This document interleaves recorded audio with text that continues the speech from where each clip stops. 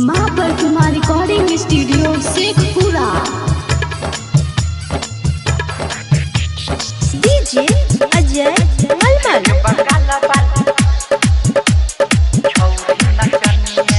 हेगे बंगाल वाली छौरी नचनिया, हेगे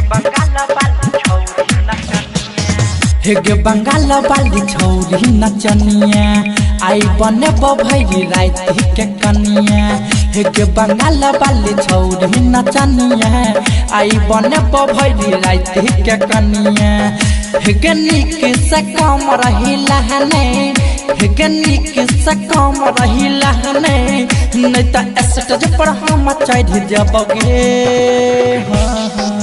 बैलून फोड़ देबगे, बैलून फोड़ देबगे। हेगे बंगाल वाली छौरी नचनिया, आई बने भैरी रात के कनिया।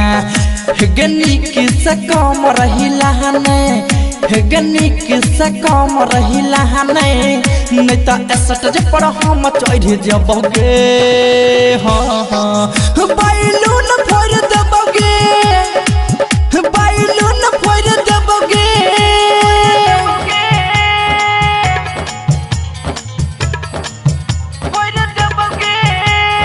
डीजे अजय मलमल।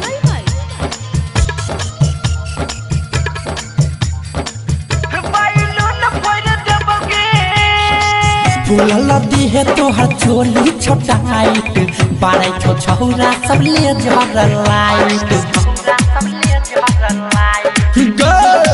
फूल दी है तोहर चोली छोटाइट, बारह छो छौरा सब ले जर लाइट।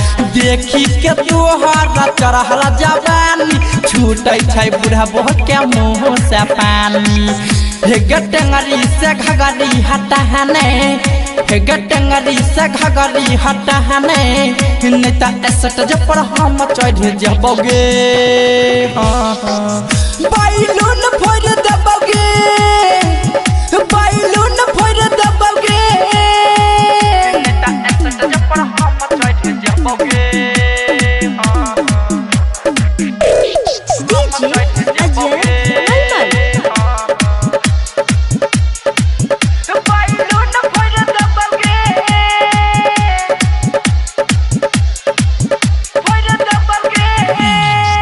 कटल जवानी छौरी ओढ़नी से झाँप गे, नहीं तो घुस जतो हमर साप गे। ये सुन ना, कटल जवानी छौरी ओढ़नी से झाँप गे, नहीं तो घुस जतो हमर साप गे। होरल मुख सबा गई तोरा नहीं छोड़तो, पकड़ के तुम गई होठ में लेतो।